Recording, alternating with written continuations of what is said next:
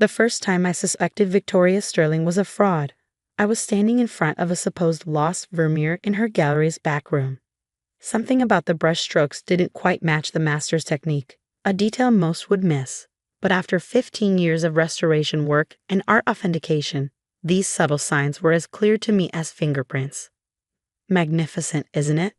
Victoria's voice carried that particular tone of manufactured awe she reserved for potential investors, recently discovered in a private collection in Amsterdam. I kept my expression neutral, though my mind was racing. The painting was good, exceptional even, but it wasn't a Vermeer. The provenance documentation she'd shown me earlier had gaps, convenient ones that any serious collector would question. But Victoria had built her reputation on finding lost masterpieces, and questioning her expertise at Sterling Fine Arts was tantamount to career suicide in the San Francisco art scene. My name is Margaret Foster, and for the past decade, I've divided my time between teaching art history at Berkeley and running a small authentication consultancy. My specialty: identifying forgeries that fool even the most sophisticated collectors.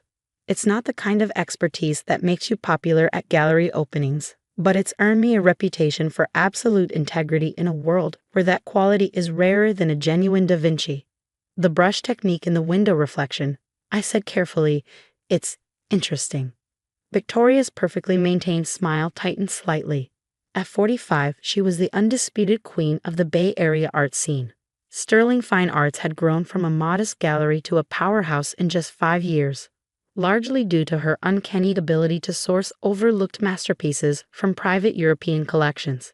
The technique is consistent with Vermeer's middle period, she said dismissively. The provenance documents confirm it. I nodded, but my mind was already cataloging the inconsistencies. The pigments looked period appropriate, but there was something about the cracklier, the network of fine cracks in the paint, that felt too uniform, too deliberate. Natural aging creates random patterns. This was almost engineered. I'd love to have my team take a closer look, I offered. Pro bono, of course. A find like this deserves thorough documentation. That won't be necessary. Victoria's tone cooled considerably. We've already completed all required authentication procedures. Of course they had, and I was fairly certain I knew who had performed them. Marcus Bennett, a once respected authenticator whose recent certifications had raised eyebrows among serious scholars. But questioning his credentials would mean questioning Victoria's judgment, and by extension, the legitimacy of her entire collection. I should have left it alone, should have nodded, smiled, and kept my suspicions to myself. But integrity has always been my weakness, or my strength, depending on how you look at it. The signature, I said, leaning closer to the canvas. The flourish on the V, it doesn't quite match his other works from that period. The temperature in the room seemed to drop 10 degrees. Victoria stepped between me and the painting, her designer heels clicking sharply on the hardwood floor. Margaret, she said, her voice dripping with condescension. I know you mean well, but let's be clear. You're an academic. Teaching art history to undergrads is quite different from operating in the real art world. These pieces require discretion, understanding, a certain sophistication about how our world works. I understood perfectly. In the high-stakes world of fine art, questions about authenticity could sink million-dollar deals. Victoria wasn't just dismissing my expertise. She was warning me to keep quiet. Of course, I said mildly, I'm always eager to learn. Her smile returned, cold and professional. Stick to teaching, dear. Leave the dealing to professionals. That should have been the end of it. I should have walked away, focused on my students, my small consultancy, my quiet life of academic integrity. But 2 weeks later, everything changed. It started with a phone call from an old friend in Amsterdam. Michael van der Meer had been my mentor during my postgraduate work in art restoration, and his word carried weight in European art circles. Maggie, his Dutch accent was thicker than usual, suggesting agitation. Have you seen Sterling's new acquisition, the supposed Vermeer? I have, I said carefully, closing my office door at Berkeley. It's interesting. It's impossible, Michael said flatly. The provenance claims it came from the Backer collection, but I've personally cataloged every piece in that collection. This painting never existed there. My suspicions crystallized into certainty. Are you sure? Absolutely. And there's more. I've been hearing whispers about other pieces from sterling fine arts, provenances that don't quite add up, documentation with convenient gaps. I sank into my chair, my mind racing. Have you spoken to anyone else about this? Not yet. But Maggie, if what I suspect is true, this could be one of the largest art fraud schemes in decades. After hanging up, I sat in my darkening office, staring at the art history texts lining my walls. If Michael was right, and I knew he was, then Victoria Sterling wasn't just selling the occasional questionable piece. She was orchestrating a massive fraud, one that threatened the integrity of the entire art market. But proving it would be another matter entirely. Victoria had connections throughout the art world, and her gallery's reputation seemed unassailable. More importantly, she had the one thing that gave her absolute power in our world: trust. Collectors trusted her judgment, trusted her authentications, trusted her to turn their millions into priceless masterpieces. I spent the next week quietly gathering information. My position at Berkeley gave me access to databases of art sales and provenance records. Nights that should have been spent grading papers were devoted to tracing the histories of Victoria's most prominent acquisitions. A pattern emerged, subtle but undeniable.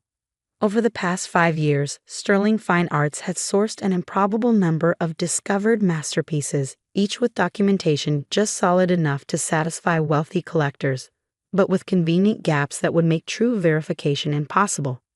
But I needed more than suspicions and database records. I needed proof. Concrete, undeniable evidence that would stand up to the intense scrutiny any accusations would face. That's when I decided to set up my own gallery. It wasn't as impossible as it sounds. Years of consulting work had left me with substantial savings, and I owned a converted warehouse space in Oakland that I'd been using for restoration work. More importantly, I had something Victoria couldn't buy: genuine expertise and connections with legitimate collectors. Over 3 months, I transformed the warehouse into the Foster Gallery of Fine Arts. It wasn't glamorous like Sterling Fine Arts, but it had something more valuable: authenticity. Every piece I displayed came with impeccable, verifiable provenance. Every authentication was performed with rigorous documentation. And then I began acquiring my own collection, pieces that would make Victoria Sterling take notice. It started with a legitimate early Monet, purchased from a private collector in Paris who trusted my reputation. Then came a small but genuine Degas, its provenance traceable through 3 generations of a single family. Each acquisition was carefully documented, each authentication performed with multiple independent verifications. Victoria noticed, of course. She sent her assistant to my opening night, then began showing up at the same auctions where I bid. I could feel her watching, assessing, probably wondering how a mere academic had access to such pieces. The trap was baited. Now I just had to wait for her to take it. The opportunity came sooner than I expected. Through my European connections, I learned of a private collection coming to market in Vienna. Genuine pieces with rock-solid provenance, including an early Rembrandt sketch that would make any gallery owner salivate. I arranged to view the collection, making sure word of my interest reached Victoria's ears. The pieces were extraordinary, not just the Rembrandt, but several other Dutch masters, each with documentation that would stand up to any scrutiny. As I expected, Victoria appeared in Vienna 3 days after I returned to San Francisco. What she didn't know was that I'd already secured the collection through a private arrangement with the owner, an old friend who understood exactly what I was trying to accomplish. The next move was hers, and she didn't disappoint. "Margaret, darling." Her voice dripped honey as she swept into my gallery one Tuesday morning. "I've been meaning to stop by. Your little space is charming." I looked up from the catalog I was preparing, noting the calculated casualness of her $5,000 outfit. "Victoria, what a surprise." She wandered the gallery, making small talk about recent auctions and gallery openings. But I could see her eyes constantly returning to the photographs of the Vienna collection displayed on my desk. "I heard you were in Vienna recently," she said finally. "Interesting market there." "Very," I agreed. "Some remarkable pieces coming available." She picked up one of the photos, the Rembrandt sketch. "This is intriguing. You're pursuing it?" "Among others. The provenance is impeccable." Victoria set the photo down, adjusting her Cartier watch. "You know, Margaret, running a serious gallery requires more than just good taste. It requires capital, connections, experience in handling major acquisitions. And there it was, the opening I'd been waiting for. Are you suggesting something specific, Victoria? She smiled, all business now. A partnership of sorts. Sterling Fine Arts has the resources to handle acquisitions of this caliber. Your academic background could be valuable in our authentication process. And of course, you'd be well compensated. I let the silence stretch, pretending to consider it. The Vienna collection would be part of this arrangement. Naturally, along with your other recent acquisitions. Sterling Fine Arts would assume all financial responsibility, of course. Your role would be purely advisory. In other words, she wanted my legitimately sourced collection and my academic credentials to lend credibility to her operation. The pieces clicked into place. She wasn't just running a fraud scheme. She was building a facade of legitimacy to make her forgeries harder to detect. I'd need time to consider it, I said carefully. These pieces represent years of work. Of course, she stood, smoothing her silk blazer. But don't take too long. Opportunities like this are rare in our world. The threat was subtle but clear. Join her or become her competition. In the art world, the latter rarely ended well. After she left, I sat in my gallery surrounded by genuine masterpieces, each representing years of careful study and honest dealing. Victoria thought she was springing a trap, but she didn't realize she was walking into one herself. That evening, I made 2 phone calls. The first was to Michael in Amsterdam, confirming that our network of authenticators was ready. The second was to my lawyer, ensuring all documentation of my collection's provenance was ironclad. The next morning, I called Victoria and accepted her offer. What followed was a whirlwind of contracts and negotiations. Victoria's lawyers were thorough, ensuring Sterling Fine Arts would have complete control over my collection and gallery operations. I signed everything without argument, watching as she systematically absorbed my legitimate acquisitions into her operation. Within a week, my carefully curated collection was moved to Sterling Fine Arts. Victoria wasted no time announcing a major exhibition, featuring the Vienna collection as its centerpiece. The art world buzzed with excitement. These were pieces that hadn't been seen publicly in generations. The opening was scheduled for the following month. Victoria spared no expense, inviting collectors, critics, and museum curators from around the world. My role was carefully scripted. I would be presented as Sterling Fine Arts' new academic consultant, lending my credentials to Victoria's already sterling reputation. The trap was set. All that remained was to spring it. The night before the opening, I sat in my empty gallery, looking at the bare walls where genuine masterpieces had hung. My phone buzzed. A message from Michael. Authentication team ready. Documentation complete. I smiled, thinking of Victoria preparing for her triumph, unaware that tomorrow would bring a very different kind of revelation. She'd built her empire on lies. Using my collection as the foundation of legitimacy, she needed to sell her forgeries. But she'd forgotten the first rule of art authentication. The truth always leaves a trace if you know where to look. Tomorrow, the art world would discover exactly who the real professionals were. The morning of the exhibition, I arrived at Sterling Fine Arts 2 hours before the scheduled opening. Victoria's gallery had been transformed into a showcase of opulence, track lighting perfectly positioned, champagne flutes gleaming, and security guards stationed at strategic points. The irony of protecting forged masterpieces with state-of-the-art security wasn't lost on me. Margaret. Victoria's voice carried across the gallery. I need you to review the catalog one last time. We can't have any academic inaccuracies. I accepted the glossy catalog, admiring the professional layout. My legitimate pieces were prominently featured, their impeccable provenances detailed with Victoria's typical thoroughness. But mixed among them were her discoveries, the questionable Vermeer, 3 suspicious Van Goghs, and several other pieces that had raised eyebrows in serious art circles. Everything looks perfect, I said, returning the catalog. The authentication documentation is particularly impressive. Victoria's smile flickered slightly. Was that uncertainty I detected? Yes, well, Marcus has been extremely thorough. Marcus Bennett. The key to Victoria's operation, though she didn't realize I knew exactly how key he was. Over the past month, while helping integrate my collection into Sterling Fine Arts, I'd been quietly building a complete picture of their fraud scheme. It was more sophisticated than I'd initially suspected. Victoria wasn't just dealing in forgeries. She was orchestrating a complex web of fake provenances, manipulated documentation, and carefully crafted stories about each piece's discovery. Marcus provided the technical validation, but the real genius was in how Victoria marketed the forgeries, mixing them with legitimate pieces like mine to create an aura of unquestionable authenticity. What she didn't know was that I'd been documenting everything. 3 weeks earlier, during the collection transfer, I'd accidentally left my laptop open while meeting with Victoria's authentication team. The specially configured device had captured every detail of their internal network, including encrypted communications with their forgers in Eastern Europe. Michael's tech experts had taken care of the rest. The Rembrandt sketch should be the centerpiece, Victoria was saying now, directing her staff to adjust the lighting. The provenance story is perfect, 3 generations in a Viennese private collection, only recently discovered during an estate evaluation. I watched her adjust the frame slightly, remembering how she'd reacted when I first shown her the piece. Her eyes had held that particular gleam I come to recognize. The look of someone seeing not art, but profit. The sketch's discovery story meshes perfectly with the other Dutch masters, she continued.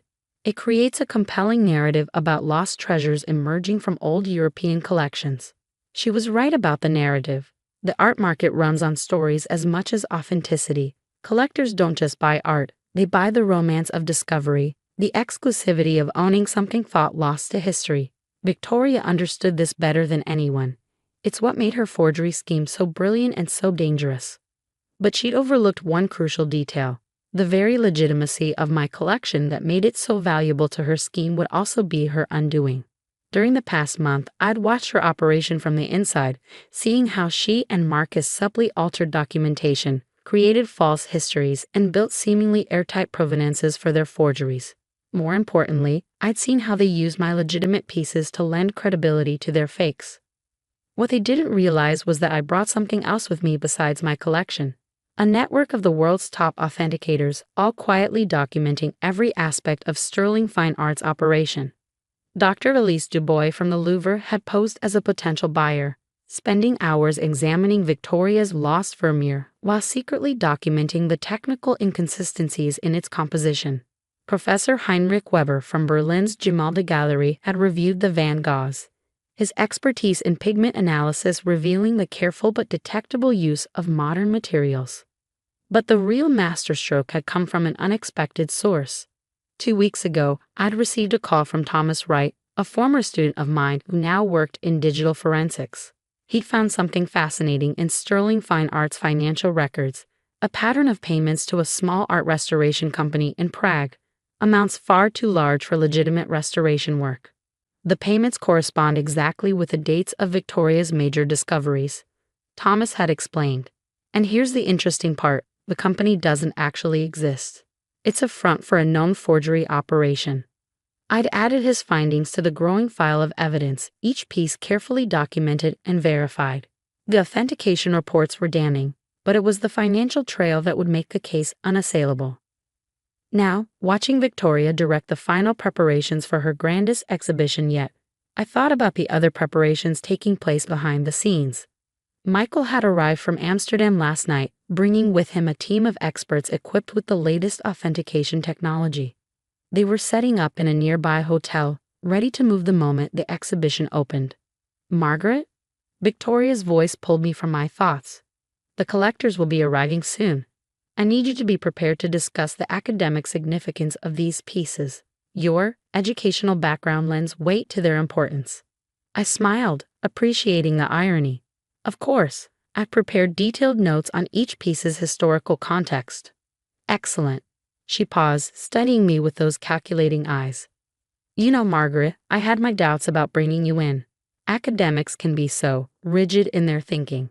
But you've shown a remarkable ability to adapt to the realities of our business. The realities of our business. Such an elegant euphemism for fraud. I've learned a lot from you, Victoria, I said truthfully. She nodded, satisfied.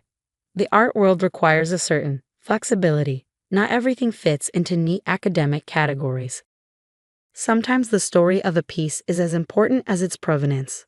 Speaking of stories, I said carefully, I've invited a few colleagues from Europe. Their perspective on the Dutch masters could be valuable. European academics? Victoria's smile tightened slightly. That wasn't necessary. Marcus has already completed all required authentications. Of course, I said smoothly, but their presence adds scholarly credibility to the exhibition. After all, these pieces represent significant art historical discoveries. She couldn't argue without revealing her concern. Instead, she nodded curtly and moved away to supervise the champagne arrangement. I checked my phone. A message from Michael. Team in position. All equipment calibrated. Documentation teams ready. The next few hours passed in a blur of final preparations. I watched Victoria working the room, her confidence growing as everything fell into place. The gallery looked perfect, each piece positioned to tell its carefully crafted story of discovery and exclusivity. At 6:45 p.m., 15 minutes before the opening, Victoria gathered her staff for final instructions. I stood at the back, observing as she detailed how each major piece should be presented to collectors. Remember, she concluded, these works represent some of the most significant discoveries in recent art history. Their provenances are impeccable, their authentications beyond question. Tonight, Sterling Fine Art cements its position as the premier source for important historical works. The staff dispersed to their positions. Victoria turned to me, her expression triumphant. Ready for your academic debut in the real art world? I met her gaze steadily. Absolutely. I think tonight will be quite educational for everyone. She nodded, missing the double meaning in my words.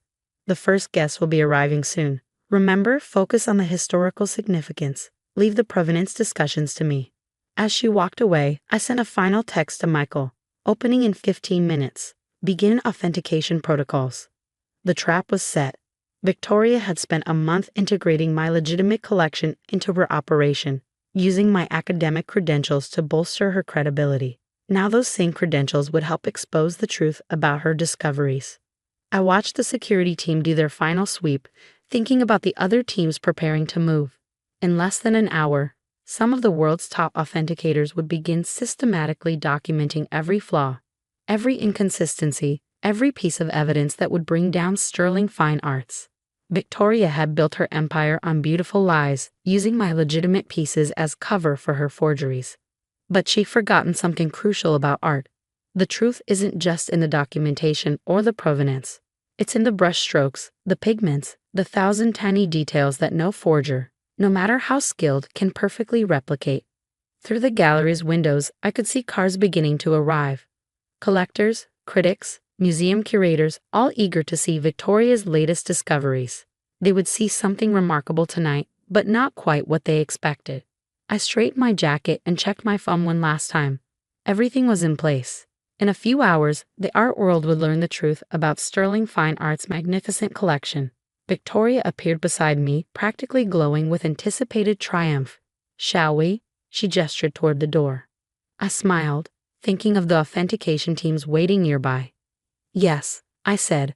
Let's show everyone exactly what we discovered. The exhibition opening unfolded like a perfectly choreographed performance. Victoria moved through the crowd with practiced grace, champagne in hand, weaving stories about each masterpiece that had collectors practically reaching for their checkbooks on the spot. The brush technique is unmistakably Vermeer, she was telling a group of wide-eyed collectors. The way he captured the light through the window, it's his signature style from the middle period. I checked my watch, 7:45 p.m. Michael's team would be starting their work now. The gallery hummed with excitement as San Francisco's elite art patrons mingled, sipping champagne and discussing the millions they were prepared to spend. I recognized several museum directors, including James Harrison from the De Young Museum, who was studying the questionable Vermeer with intense interest. Victoria's triumph seemed complete. She positioned my legitimate pieces strategically throughout the gallery, using their undeniable authenticity to lend credibility to her forgeries. The Rembrandt sketch, genuine and perfectly documented, drew visitors naturally toward the suspicious Dutch masters hanging nearby. At 8:15, right on schedule, Michael entered the gallery. He wasn't alone. Dr. Dubois from the Louvre and Professor Weber from Berlin flanked him, their expressions professionally neutral as they surveyed the room. Victoria's smile flickered slightly when she saw them. Margaret, she hissed, appearing at my elbow, who are these people? Distinguished colleagues, I said calmly. They were very interested in your Dutch master's collection. Before she could respond, Michael approached, extending his hand. Ms. Sterling? Michael van der Meer, Dutch National Art Archives. Your collection is fascinating. Victoria recovered quickly, but I caught the flash of panic in her eyes. How wonderful to have European expertise here tonight, though I assure you, all pieces have been thoroughly authenticated. Yes. Dr. Dubois joined in, her French accent precise. By Marcus Bennett, I believe. A rather interesting choice for Dutch masters. The trap was closing. Victoria maintained her composure, but I could see her mind racing, calculating risks and possibilities. Perhaps, Michael suggested, we could discuss the technical details of the authentication process, particularly for the Vermeer. The provenance documentation mentioned the Backer collection. Victoria's face paled slightly. She knew as well as I did that Michael had personally cataloged that collection. I'm afraid the detailed documentation is at our secure facility, she said smoothly, but I'd be happy to arrange a private viewing. No need. Dr. Dubois interrupted, removing a tablet from her bag. We've already completed our preliminary analysis. The next hour was a masterpiece of professional demolition. As collectors watched in growing shock, the team of experts systematically exposed the truth about Victoria's prized discoveries. Dr. Dubois projected microscopic images of the Vermeer's paint layers, revealing pigments that didn't exist in the 17th century. Professor Weber demonstrated how the cracklier pattern had been artificially induced. Michael presented documentation proving the impossibility of the provenance stories Victoria had crafted. This isn't just a single forgery, Michael explained to the stunned audience. It's a systematic fraud operation using legitimate pieces to mask an extensive forgery network. Victoria stood frozen, her perfect composure cracking as her empire crumbled around her. When Thomas Wright arrived with the financial documentation linking Sterling Fine Arts to the Prague forgery operation, she finally broke. You, she turned to me, rage replacing her usual polish. You planned this? All of it? No, Victoria, I said quietly. You planned this the moment you decided to steal my collection and use it to legitimize your forgeries. The gallery erupted in chaos. Collectors who had spent millions on Victoria's discoveries demanded explanations. Museum directors who had authenticated pieces for their institutions pulled out phones, making urgent calls. Security guards looked uncertainly between Victoria and the exit. The legitimate pieces, James Harrison from the De Young asked, "How can we distinguish?" Every piece from my collection, I said clearly, has complete, verifiable documentation. I prepared a detailed catalog. Victoria laughed suddenly, a harsh sound that cut through the commotion. You self-righteous academic. You think exposing this changes anything? Art is about stories, about making people believe. I sold them what they wanted to believe. No, I corrected her. You sold them lies. Art is about truth, in every brush stroke, every pigment, every detail that true masters left behind. That's what you never understood. The police arrived at 9:30. Victoria maintained her dignity as they led her away. But Marcus Bennett broke immediately, confirming every detail of the operation. The Prague connection, the forged documentation, the elaborate scheme to mix forgeries with legitimate pieces, it was all exposed. In the aftermath, my phone didn't stop ringing. Museums worldwide wanted my authentication services. Collectors begged for help evaluating their purchases. The art world was in upheaval, and somehow I'd become its voice of integrity. 1 week after the exhibition, I sat in my restored gallery space in Oakland, surrounded by my legitimate collection, returned by court order from Sterling Fine Arts. Michael had flown back to Amsterdam, but not before helping me establish new authentication protocols that would become the industry standard. You've changed things, he told me before leaving. The art world needed this wake-up call. Looking at my collection now, I thought about Victoria's words about stories and belief. She wasn't entirely wrong. Art does tell stories. But the true masterpieces, the ones that survive centuries, tell stories of authenticity, of human genius and creativity. The media called it the Sterling scandal, but its impact went far beyond one fraudulent gallery. The incident sparked a revolution in art authentication, leading to stricter protocols and more transparent documentation requirements. My authentication consultancy became the gold standard, trusted by museums and collectors worldwide. Victoria faced multiple federal charges for fraud and money laundering. The trial made headlines, exposing the dark underbelly of the art world. Marcus Bennett turned state's evidence, revealing a network of forgery operations that reached across Europe. But the real victory wasn't about punishment or revenge. It was about protecting the integrity of art itself, the genuine masterpieces that human creativity has produced across centuries. 6 months later, I received an unexpected letter. It was from Victoria, writing from federal prison. "You were right," she wrote, "about all of it. I forgot that real art carries truth in every stroke. Perhaps that's why your collection always outshone my forgeries. Authenticity has a quality that can't be faked." I folded the letter and looked at the Rembrandt sketch hanging on my wall, the genuine one that had helped expose the fraud. In the master's confident lines, I could see the truth that Victoria had never understood. Real art doesn't need elaborate stories or false provenances. Its authenticity speaks through centuries, carrying the unmistakable mark of genuine human creativity. My gallery flourished, but not in the way Victoria's had. Instead of chasing profits through deception, I built a reputation for absolute integrity. Young artists and collectors sought my guidance, learning to recognize the difference between true masterpieces and beautiful lies. The art world changed too. The Sterling scandal led to the creation of an international authentication database, making it harder for forgers to operate. Museums implemented stricter verification protocols, and collectors learned to value provenance over sensational discovery stories. Sometimes, late at night in my gallery, I think about Victoria and the choice she made to value profit over authenticity. In the end, her greatest forgery wasn't the fake Vermeer or the suspicious Van Goghs, it was the lie she told herself about what art really means.